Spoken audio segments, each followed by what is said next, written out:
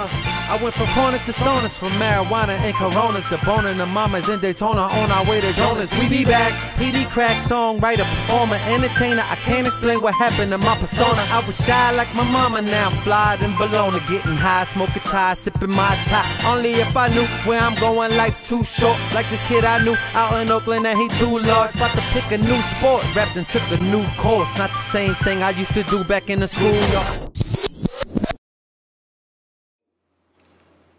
You know why? Because around the time, to be honest with you, before we started to make our own decisions, we was kind of spoiled with Def Jam controlling everything, Dane controlling everything. It was more like we was used to getting alley-oop and all we got to do was just slam it. Right.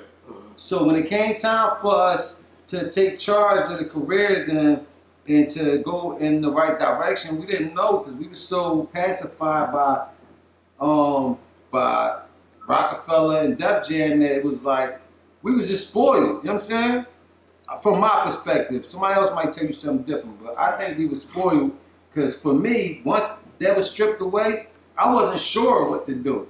I know I was still dope lyrically, but business-wise, I'm like, I'm used to coming to this building and have mad other motherfuckers to do everything that I need done. So I think that's the main reason I think why we wasn't able to really make the right decisions at the time. No training, you know what I'm saying, no business training. As much as you may think that it was so like out of this world and he's just a plain regular cool dude. You know what I'm saying? Other people just, the expectations is so high that you would just assume that he's just like this magical person. He's a great dude, but I'm just saying, when it comes to like sitting talking to him, he was always real comfortable and he just felt like a regular dude. And I think he purposely did that knowing that people got these high expectations and it makes them a little uncomfortable. So I think he kind of really humbled himself down a lot when having a one-on-one with you.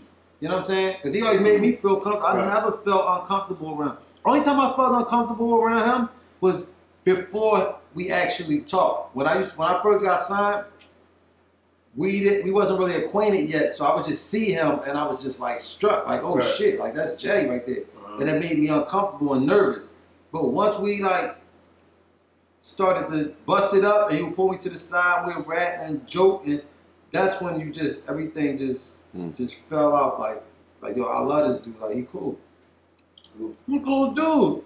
I never would say nothing crazy about him. Now back then, business-wise, of course you'd be upset. Right. Things don't go the right way, but personally, I can never see nothing better. Business, you know what I'm saying? So I would never be able to answer that in a negative way, you know what I'm saying? It was all a blessing, you know what I'm saying? To this day. To this day. I still get the perks of being Peedi Crakk. To this day, it's still a blessing to me. You know what I mean?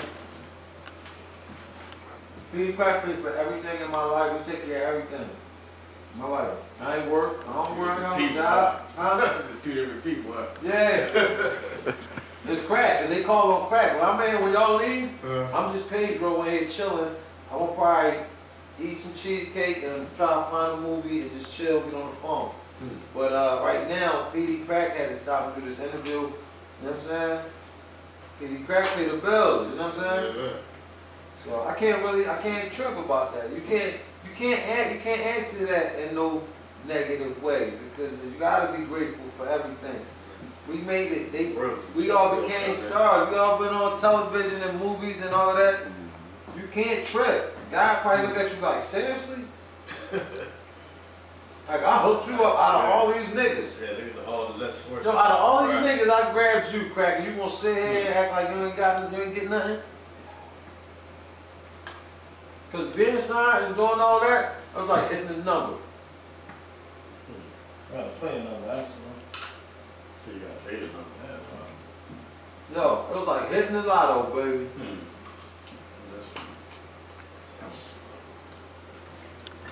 Yeah. I was just a raw talent, you know what I'm saying?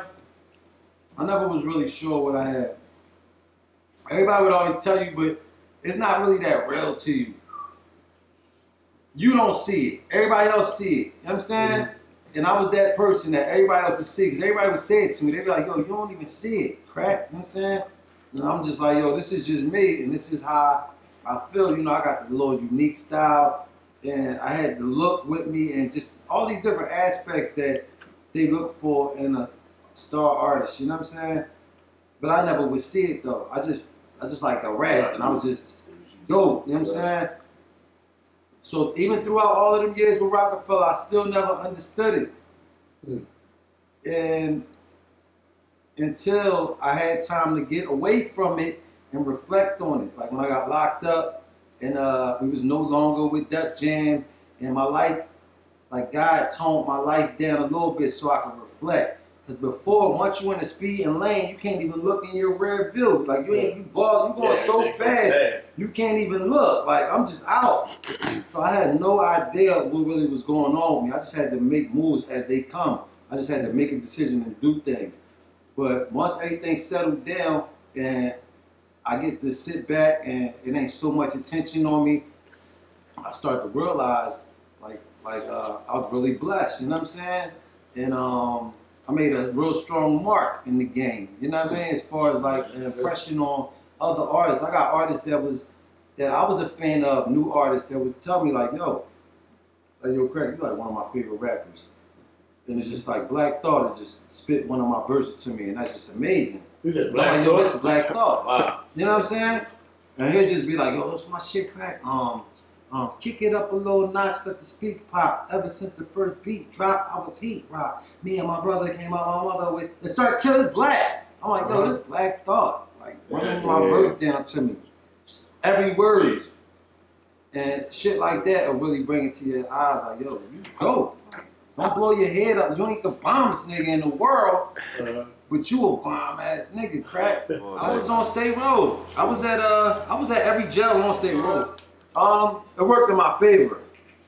It didn't work against me. Yeah. And I think it's the way how I am with y'all right now. Right. I try to keep it welcoming with everybody. I treat niggas the way I expect to be treated.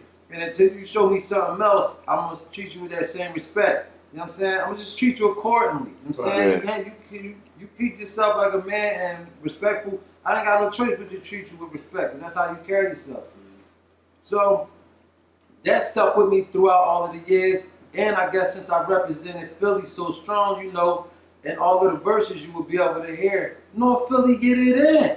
Badlands, and they love me for that. Like, yo, this nigga streaming Badlands is on the radio. I never heard anybody say Badlands on TV. Any other place that I've been that's urban. Either you with the shit or you ain't. You know what I'm saying? Either you with it or either you know the streets. Like, if you could be from any hood, if you smart, you could go anywhere, you know what I'm saying? And they gonna respect it. I could tell y'all ain't no little square bears right here, you know what I'm saying? I could tell from talking to y'all. So you straight anywhere. So that's just how the lands is, just like being out west Philly or out southwest. You have all your different type of niggas, different type of chicks. You gotta know how to deal with these people. All different type of addicts and hustlers and all that. Back in the day, my name was Pedro Tequila. And I thought that was dope when I was a kid for some reason. It was just dope because tequila is like a Mexican drink, even though I'm Spanish.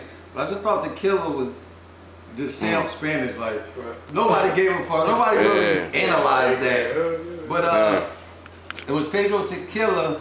And in one of my verses, I said, I was like, Pedro Tequila, call me Peedi Crakk like Benny Blanco. Like, remember Benny Blanco from the Bronx? That's the only reason I had said that when Carlito's Way came out, Benny Blanco, I was like, yo, well, my name Peedi Crakk. But my name wasn't Peedi Crakk, but it was in that verse. And I used to, me, Freeway, my man Indy 500, we used to hustle on, shout out 5. We used to all hustle on like 7th Montgomery and Marshall and Montgomery and all around that area, like little dope houses and shit, and on the strip.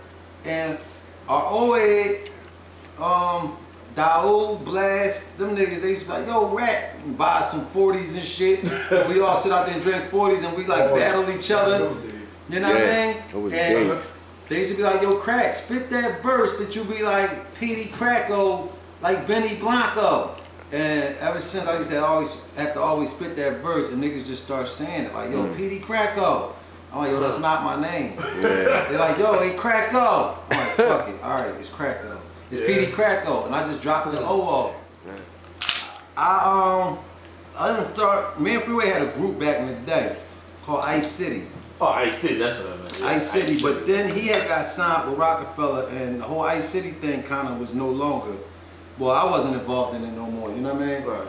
And then, just ironically, I ended up joining State Property too, just throughout a whole different separate situation. Oh, yeah? Oh, yeah, it wasn't alongside with Free. It just so happens that I made my way up there too, you know what I'm saying? In the same building with the same clique. And Free was my man from back in the day.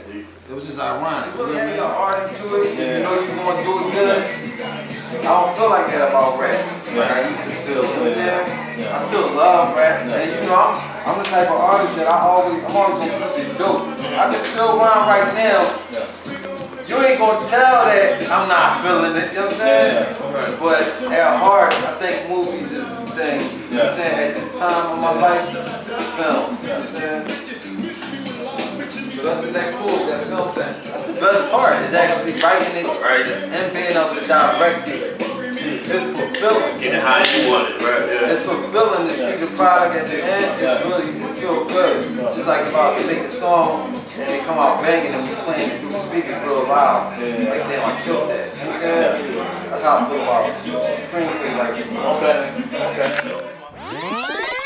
Pick a new sport, rapped and took a new course. Not the same thing I used to do back in the schoolyard. Now I'm in the loop, I can move out and do more. Talking to my boo, told her I think I'ma shoot for it. Just do what you do, boy, you know I'ma root for you. Yeah, they be hating, but I'm loving how you move forward. Sitting in my room, drinking brute, blowing new ports right into this loop. About to put my suit and shoes on.